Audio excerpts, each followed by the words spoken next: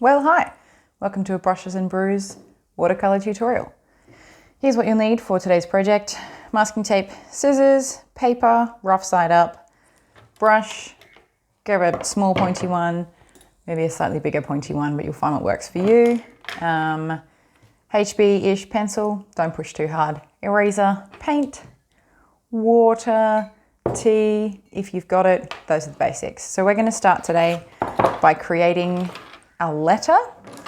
Now I'm going to use the letter T because my husband's name is Tom and he is good. So we're just going to use our tables as a base. So we're going to create the basic letter just by lightly sticking the tape onto our table. So I want my T to be quite thick. So I'm going to stick two together there and then bringing it down a little bit longer here. Now don't be too precious about these edges because we are going to come back and cut them in just a moment. So if you need a little bit of guideline for the shape of your T, you're welcome to make it fancy and special. You're welcome to just do a straight line to get a really basic T. And what I'm going to do today is just a super basic T because I want to work with people who haven't done a lot of watercolor painting before. And if we get too crazy full on with our techniques and our letters, I think we'll scare people away. And I want this class to be for everyone. So if you're not super comfy with doing letters, you can just do a circle or a square and then write something in that circle or that square. If you need help with letters, just use your smartphone, look it up on your phone and then trace it underneath a piece of paper. And hopefully you'll get a little bit of confidence going there. So lift it off in a little section, cut off that so it's nice and straight, get rid of that. Same deal over here. Snip that bit so it's nice and straight. And then down at the bottom here, we are just going to cut that straight off. Now here's where if you want to get fancy, you can get fancy. You can use your scissors to add some little details in here, but like I said earlier, I'm going super ordinary with this. Now we have already stuck this to our table, but just to ensure that there's going to be no ripping when we put this onto our paper, what I'm going to do is just stick it to my clothes a couple of times just to make sure it's not super sticky. And that way our paper is protected for later. So choose whether you want your piece to be portrait or landscape. Make sure you've got the correct side of your paper facing up. Place and stick this nice and centered on your page. Remembering if you don't get it right, you can lift it and put it back down again. Here's the important part though, with your best nose picking finger, or which could be all of them depending on who you are, just wipe down these edges to make sure your tape's stuck so that way the paint can't get underneath it. And we're just going to jump straight into this. The flowers and leaves that we're doing today are not super complicated. They're actually quite basic and expressive, so don't spend too much time trying to make them perfect. So we're going to start with a base layer of a nice light colored leaf and just sort of pop a few of them in on angles coming out of our letter. Now remembering you don't want them all to be the same size and length. You don't want them to be sticking straight up and down out of your letter because that can just look a little bit awkward. So just put them a couple centimeters apart, remembering that we're probably going to layer over the top of these ones to create some different levels in our piece today. So to create these shapes, there's a few options. If you've got a bigger brush, you can use your brush like a stamp. So I don't know, imagine my brush is bigger. You could, pop it down, pull it back and lift it off. But what I'm doing here is just going straight down the left, straight down the right, filling in the middle, keeping that nice point at the top of the leaf. If it's more comfortable for you to draw in the leaf with the tip of your brush and then almost color it in, that's an option as well. Again, like I said, not being too precious. So you can start from the inside and go out, draw that leaf in, color it in, whatever way you want to make it happen, just getting your basic pointy leaf shape. Remembering that our leaves are technically finishing in here, so only about 2/3 or a half of each leaf is actually showing. So we don't want to be starting our leaves. I'll just show you an example of what not to do. You don't want to be starting your leaf like this, because that's a bit awkward with the point of your leaf sticking out there. So make sure about half, 2/3 of your leaf is only showing. So now that we've got those in, we will give them a quick dry or stop and have a cup of tea or have a chat, look out the window, and then we'll come to our second layer.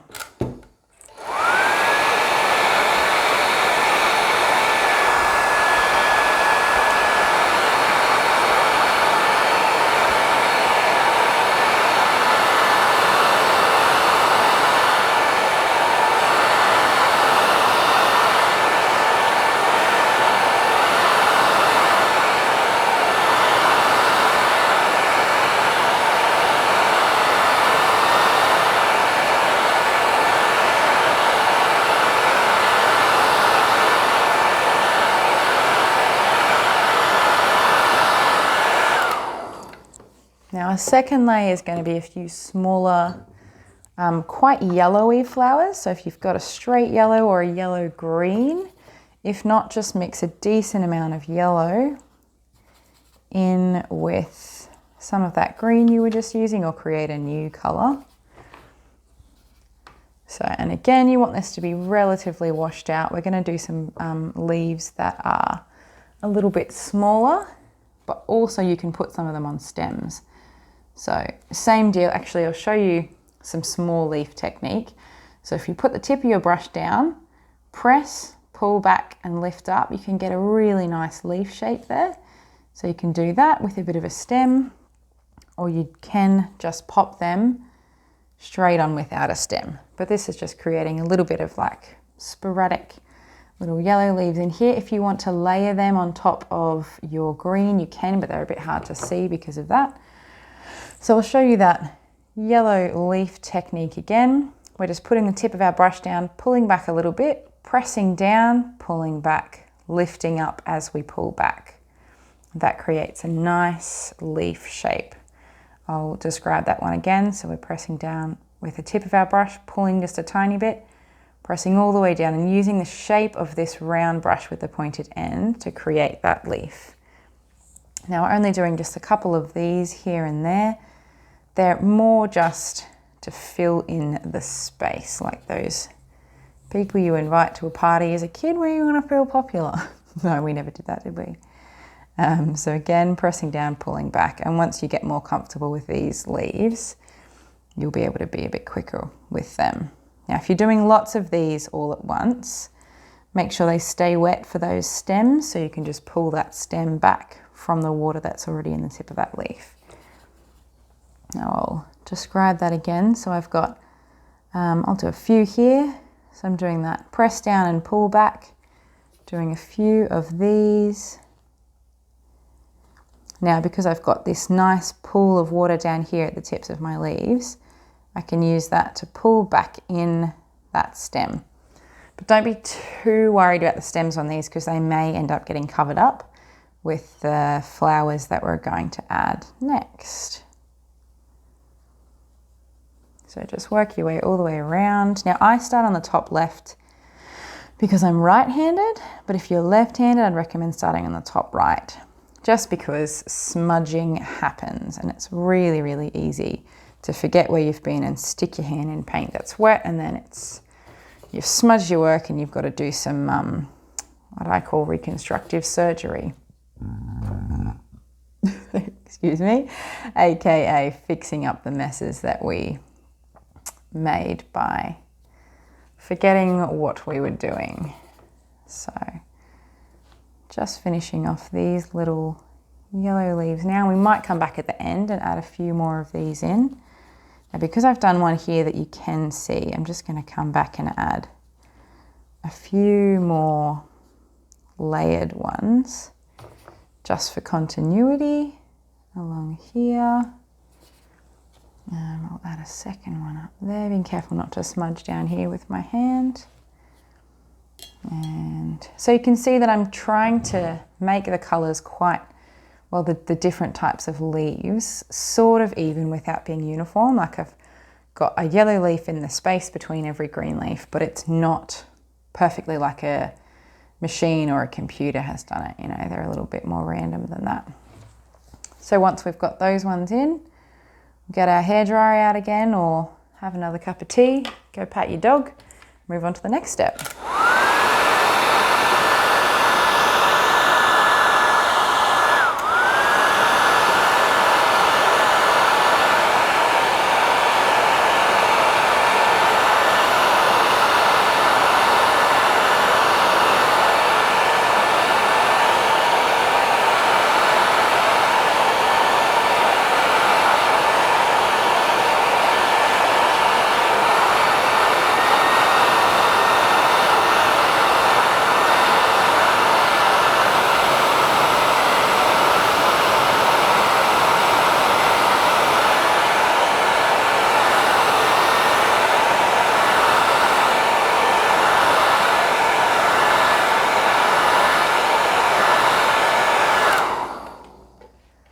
So the next step is the exciting part. We get to do some flowers. Now these, I don't actually know if these flowers exist in the real world, but they're loosely based on lavender. So if anyone out there has any tips on the proper name for these flowers and what they could really be, comment below, let us know. Otherwise, they're just simple and they look really pretty. So I'm going to mix up a lightish orange, but whatever color you use, you want it to be quite vibrant. I was considering using a purple, but also think about the layering that's going to happen here. So you will be able to see some of the green and yellow beneath the orange I'm using, but I don't mind that sort of layering. Just be mindful if you're using like a purple, sometimes purple and yellow can mix to make a brown. So be careful of what your colors are mixing to make. So I've mixed up a decent amount of this. Now, the way I'm going to do this one is I'm just going to use the angle of my paper as I go. So I'm actually going to start over here and then I'm going to turn my page. So the way this flower works is you're using the point of your brush. Now, be careful not to go overboard and not to bring these flowers out too far. So I'll show you how they work. We're just doing almost similar to that leaf shape. So I'm just doing some almost stamping with my brush and getting smaller as I come out on one side and then down the other, doing that sort of little stamping motion as well, getting smaller and smaller as we get to the end, and then adding a few more dots there. Very, very simple flower. So use these wisely because often they can end up really large or they can overpower the piece. So don't put them in as often as you did the leaves, but choose where you want them to go. So I'm going to pop another one down here, just using the tip of my brush as a little stamp. And now I'm going to turn my page to get in, remembering not to smudge this one as I come in here and finish off this other side. Now, with these ones, the color mixed with water on your brush will tend to sort of bubble up, and that's okay. Let that happen. That just means your color will be quite strong and it'll dry with some interesting edges. So I'm going to turn this one again, and you want to start thinking about filling in your gaps. So I had a gap here that I filled in. This one, not so much of a gap, but here I've got a really nice gap. The trap is though, you might feel like you want to go straight down, definitely still go to an angle. So I'm going to start this one by coming out here and then giving it a little bit of a twist over that way, turn my page again. What I like about these pieces is that we haven't stretched our paper. Stretching our paper is when we tape it down to the table or to a board to stop it from buckling. But when you do that, it's harder to maneuver. But here, I can move my paper any way I want. So I've got a few coming down here. Now I'm going to turn my page again.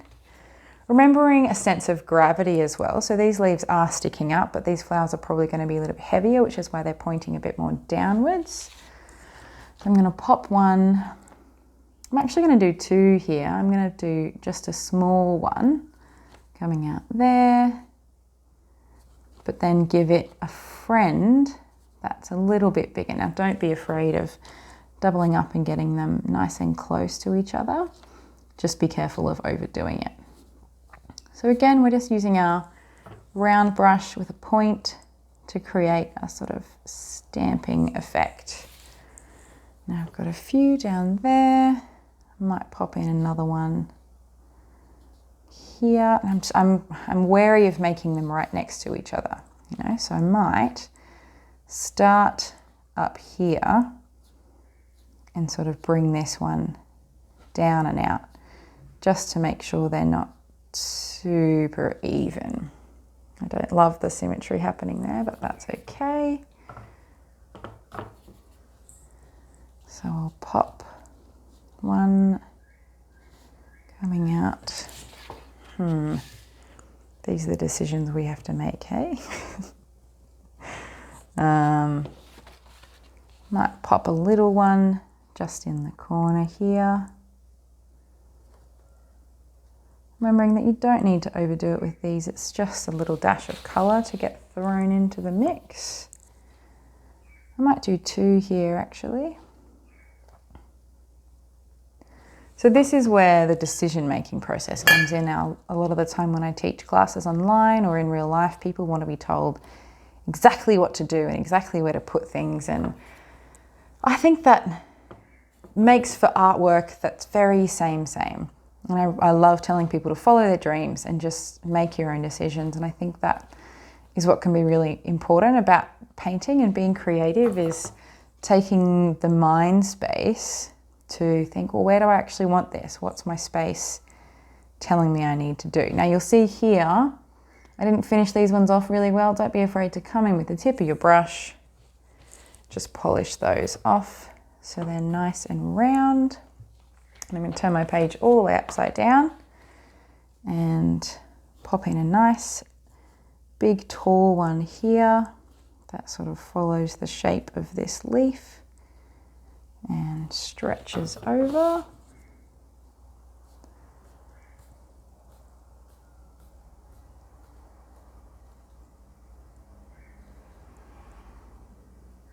Finishing that one off nicely, and I'll pop another little one in here just beside it to sort of level it out, because I think I went a little bit overboard with that one.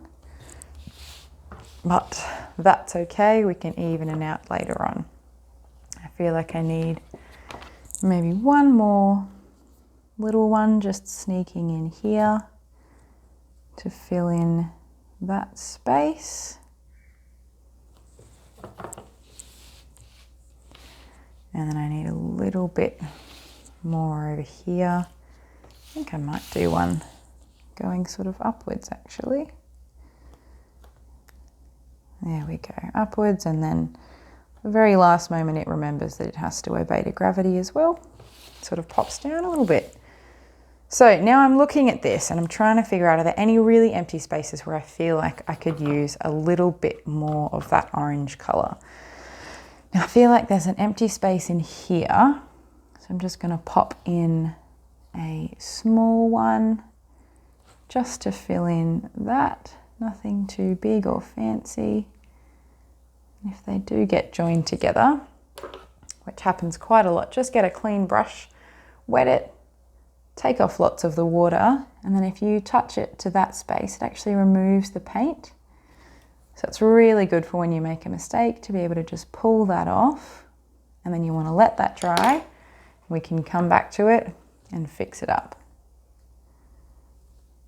So there we go. Didn't really let that dry, didn't follow my own advice, but it's sort of fixed a little bit.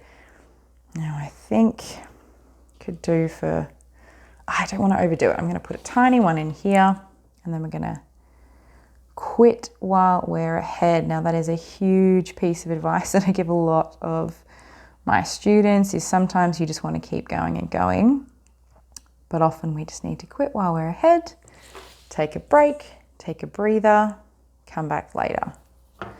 Now here I feel like there's a little bit more of a blank space. I'm just going to pop in a little friend for this one that comes down into here. Now I'm feeling quite happy with that. Wash my brush, give it a dry, and we'll move on to the last step.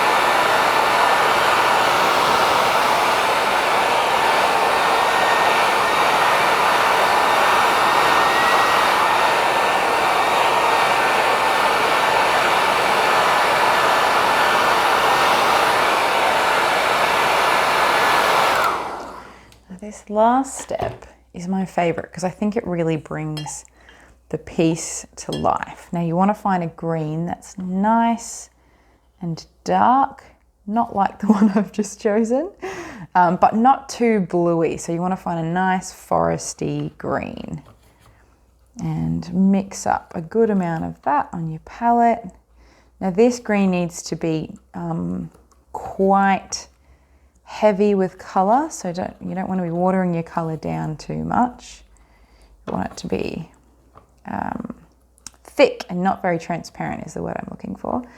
Now, if you're happy with this size of brush and you've got really good brush control, just use this one. If not, grab a smaller one. What I'm going to do is use 2 brushes for this. If you have a very thin brush, can recommend coupling these.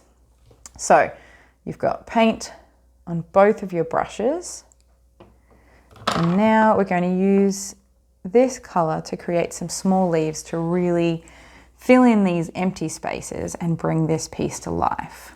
So here's where the layering really comes into play. So we're going to create some nice small leaves, remembering to start in the part of the painting where you won't smudge it. So I just drip some water on there, use some paper towel to take it off.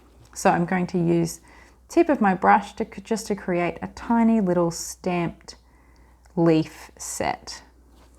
Now these don't have to always be perfectly straight, but they're very, very similar in shape to these flowers that we've just made. However, they're in green and the points are facing outwards rather than the points facing inwards. Now with our pointy brush, while all our leaves are still wet, you want to draw a tiny stem from the top to the bottom and then just join all of these into that stem and you've got yourself a nice little leaf. Now be careful with these, keep them small, not to overdo them. So I want to fill in this space, but I'm actually only going to do maybe 4 or 5 of these just to fill that in. Again, while that's still wet, using the paint from the top leaf to just pull that down and create a nice small thin stem. So go through your painting and just fill in empty spaces that you might have. Remembering to be creative, this one's actually quite stick straight and so is this one. This next one I do is going to curve a little bit. So if you need to use a HB pencil to put these lines in so that you know which way your leaves are going to be going, that's an option if you feel more comfortable with that. Feel free to go ahead and do that. But we're just going to work over our painting looking to fill in any sort of empty spaces. Like here is prime position for some of these leaves. Remembering to keep that colour nice and dark. Go back to your palette, to your paint pan, mix up a little bit more. Now I might do something a little bit different again here. Getting super fancy. So we're going to do a nice big one. That sort of comes down to here. There we go. And we're going to put a second one in just next to that. Remembering that these can overlap each other as well. Don't be afraid to layer. That's what watercolour painting can be all about, is using the translucency of your colours, the lightness of your colours to create those layers. So we're going to pop another one in here.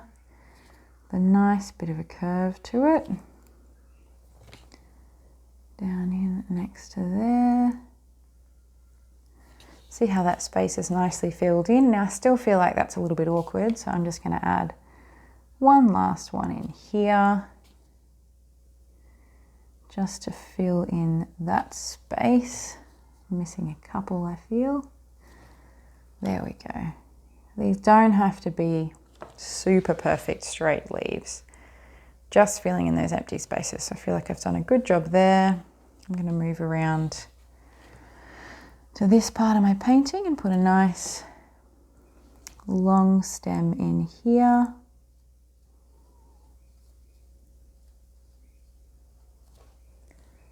And pull those colours down.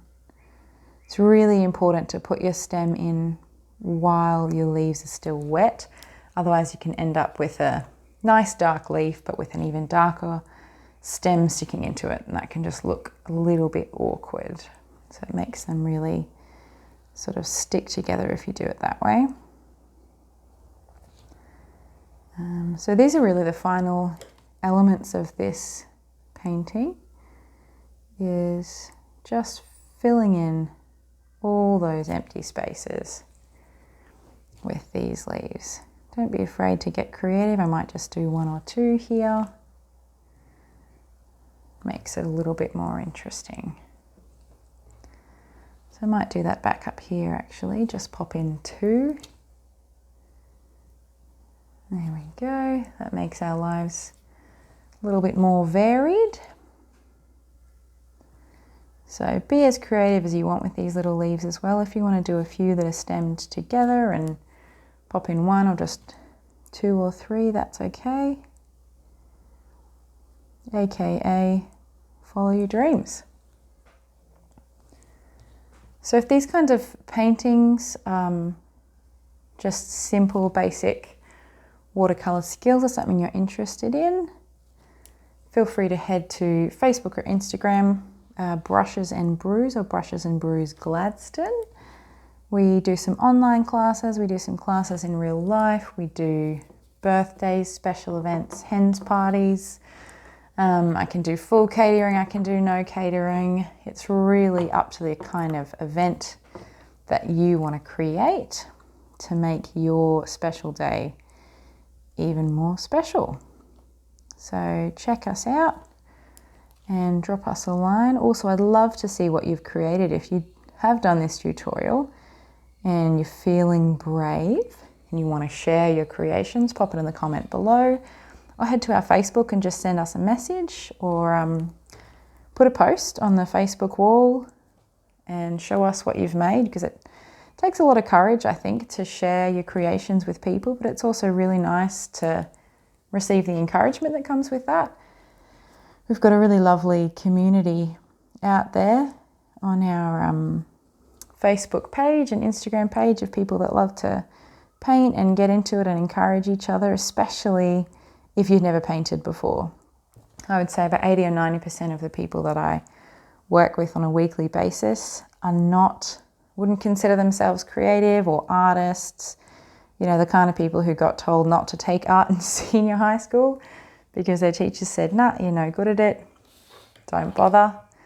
But I just like to encourage people that it doesn't matter who says you're good and who says you're bad. If you enjoy it, if it makes you feel good, I think you should do it, and I think it's really cheap therapy. So we're just going to speed this up, finish this off, and then we'll talk about removing the tape.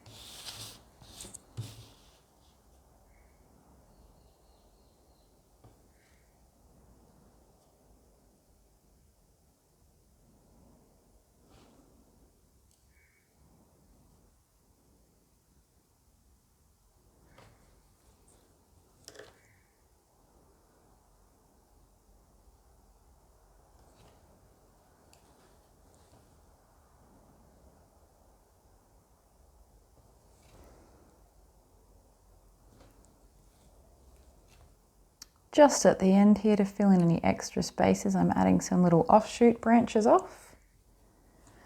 So I've done one here, I'm doing another one there, just so I can make sure the painting is even. See how this sticks out a lot more here than it does over here. So that's when I might come in and just pop in a little offshoot of about 3 leaves and join that in somewhere where it feels nice and natural to a different leaf. Again, I feel like we might need a little bit something else down here. And if your eye can't see it, grab someone that's in your house or someone in the cafe that you're sitting in, and just go, hey, where do you feel like this needs work? And people are generally pretty happy to go, oh yeah, there's a bit of an empty space there. Or I think people are just happy to be asked, to be included. Especially people in your home. Sometimes it's hard to take advice from those that you live with, but they probably got something good to offer, hey? I don't feel really happy with this one, but that's okay. Just add a bit more extra. I might remove a bit of that colour as well, just because I made that one a little bit too thick. And that's that. We're going to dry this one off. Do my favourite thing, which is the reveal, where we remove the tape.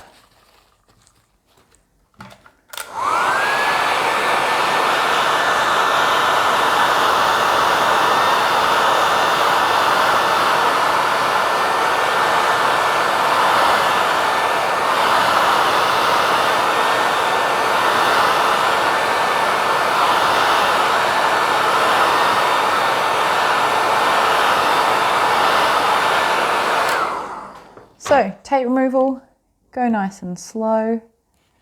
And if you start to get a bit of a rip, stop from where you are, start from somewhere else. But if you put the tape onto your clothes before, you should be all right for rips. Peel that one back nice and slow. If you can manage to save your letter as well, stick it to the side of your table. You can reuse it another time. I've reused tape 3 and 4 times because often it retains just the right amount of sticky to be able to be used but not destroy your paper. And there we go. That is your final piece. Remember, most important thing, sign your work wherever you like. Pop a little date on it so you can look back in the future and see how far you've come. Thank you so much for joining us for a brushes and brews tutorial. I've had a bloody great time.